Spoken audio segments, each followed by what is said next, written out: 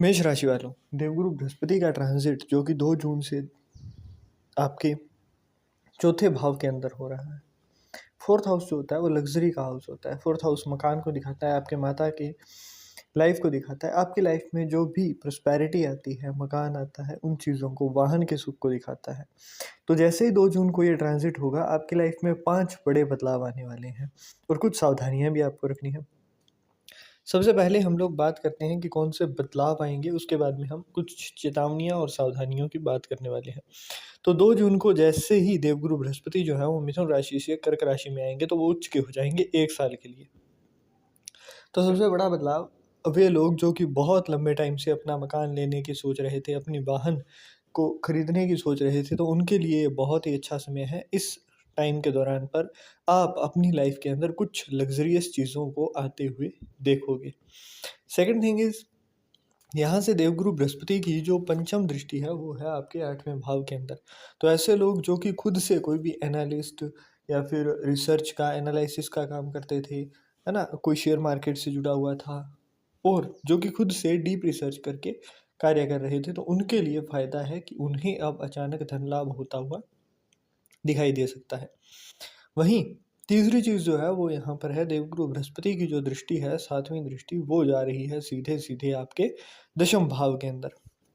अब जैसे ही दशम भाव के अंदर दृष्टि जाने का मतलब है कि आपकी लाइफ के अंदर ग्रोथ जो है वो प्रोफेशनल लाइफ के अंदर आती हुई आपको दिखाई देगी, है ना। वे लोग कि बहुत लंबे टाइम से आप काम कर रहे हो, आपका प्रमोशन नहीं हो रहा है, इंक्रीमेंट नहीं हो रहा है, तो वो आपको देखने को मिलेगा। वे लोग जो कि कॉम्पिटिटिव एग्जाम्स की तैयारी कर रहे थे, उनके लिए भी ये चीज़ें फ़ायदा लेकर के आती हुई दिखाई देंगी। वहीं जो यहाँ पर एक और अच्छी चीज़ है कि 12वें भाव के अंदर जहाँ पर शनिदेव थे और शनिदेव ही हैं, तो यहाँ पर ना मेष राशि वालों के लिए कुछ दिक्कतें बनी हुई थी। जैसे कि आप जहाँ पर पैसा बचाने की सोच रहे थे, वहाँ पर नुकसान हो रहा था। अचानक से कोई ना कोई जो है धन के मामले में आपको हानियाँ हो रही थी, आपके काम नहीं बन पा रहे थे, डिले हो रहे थे काम, है ना। आपकी इनकम के सोर्सेज़ जो थे वो उतना अच्छा प्रॉपरली वर्क नहीं कर पा रहे थे।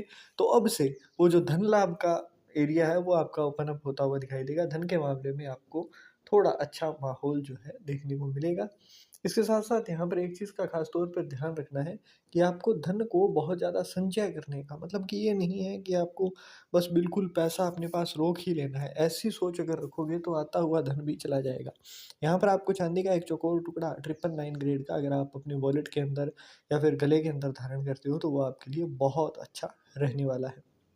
वहीं देवगुरु बृहस्पति जो है वो 12वें और 9वें भाव के स्वामी हैं, जो कि 4th हाउस के अंदर आ गए हैं।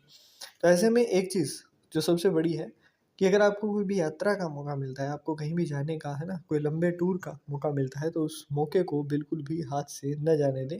वो चीज़ आपके लिए बहुत अच्छी और कारगर साबित होने वाली है, तो इस चीज़ का ख़ास तौर पर ध्यान रखिएगा। अब कुछ सावधानियों की बात करें तो 4th हाउस के अंदर देवगुरु बृहस्पति का आ जाना आपके लिए बाकी चीज़ों के लिए बहुत अच्छा है, परंतु इस टाइम के अंदर आपको कुछ चीज़ों का ख़ास तौर पर ध्यान रखना है।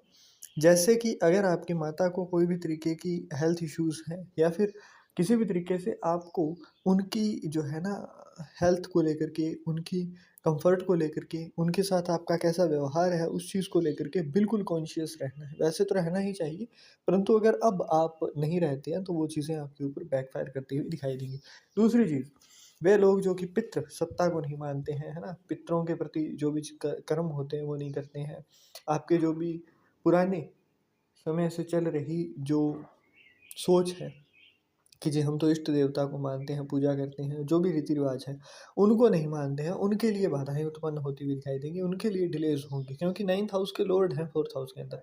और 9th हाउस जो है ना वो आपके कहीं न कहीं पैट्रियार्कल सिस्टम जो है आपका, उसके अंदर जो भी चीज़ें, जो भी रीति-रिवाज है ना चल रहे थे, आपके धर्म को दिखाता ही मेनली। तो अगर आप उन चीज़ों को अच्छे से फ़ॉलो नहीं कर रहे हो ना, तो वो कहीं न कहीं अब डिलेज़ और बढ़ाएगा ही। यहाँ पर यही जो देवगुरु बृहस्पति है ना, वो आपको फ़ायदा दे सकते हैं अगर आप अपने पितरों द्वारा किए गए कर्म को ही फ़ॉलो करते जाएँ। तो वही चीज़ आपको फ़ायदा भी देगी और अगर नहीं करते हो तो वही चीज़ बैकफ़ायर भी कर जाएगी। 12वें हाउस का रिलेशन जो है वो 4th हाउस के साथ बनना कहीं न कहीं आपके थोड़ा-सा टाइम के लिए ना मेंटल पीस छीन लेगा। अब ये होने क्यों वाला है? हर किसी की लाइफ के अंदर ना कुछ लोग ऐसे होते हैं जो कि बस होते हैं, मतलब कि आपको लगेगा कि वो आपके हैं बट होते नहीं हैं असलियत में, है ना? तो इस चीज़ का खास तौर पर ध्यान रखना है अब की बारी, कि जैसे ही ऐसा कुछ हो रहा हो, जैसे ही बार-बार चीज़ें ऐसी हो रही हो ना, तो आपको बहुत सारे रिश्तों को रोकने की कोशिश नहीं करनी है। थोड़ा-सा ऑब्ज़र्व करना है, अपनी तरफ से एफ़र्ट लगाने हैं, ये नहीं है कि आप काम ही नहीं कर रहे हो, आप इगोइस्टिक हो रहे हो। बट कुछ चीज़ें होंगी, कुछ रिश्ते होंगे जो कि अब सरफ़ेस पे आकर के टूटने वाले हैं, कुछ कार्मिक कनेक्शंस आपके एंड होने वाले हैं। और इसके आगे last but not the least, जो लोग मेडिटेशन नहीं करते हैं, आप थोड़ी-सी डीप ब्रीथिंग नहीं करते हैं, उन लोगों को इस टाइम पर ये चीज़ें शुरू करनी चाहिए। अब ये होता क्या है ना कि 4th हाउस जो है वो आपका मोक्ष का भी है, बेड से जुड़ी हुई जो प्लेज़र होता है उसका भी है। तो और ये मोक्ष का होने की वजह से, नींद से जुड़ा होने की वजह से, वहीं जो हॉस्पिटल के एक्सपेंसेस हो गए हैं ना, उन चीज़ों से भी जुड़ा हुआ है, खर्चों से जुड़ा हुआ है, विदेशी यात्राओं से जुड़ा हुआ है। तो ये हर सुख मिल सकता है आपको, बस आपको काम करना है अपनी सिक्स्थ सेंस के ऊपर। आपको डीप ब्रीदिंग करनी है और हर दिन सुबह उठने के बाद में, दोपहर के टाइम पर और रात के टाइम पर, है ना? डीप ब्रीदिंग ज़्यादा नहीं करनी है आपको, 30 से 40 बारी डीप ब्रीदिंग, जो कि आपका पूरे दिन का 10 से 20 मिनट लेगा।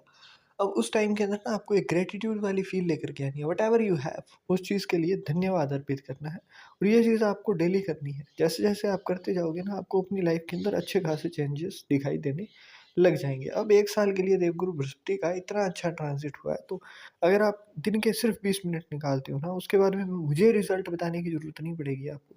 ये काम किया था तो ये चीज़ हो गई ना, आपको अपने आप अपनी लाइफ़ के अंदर बहुत अच्छे रिज़ल्ट्स दिखाई देने शुरू हो जाएँगे।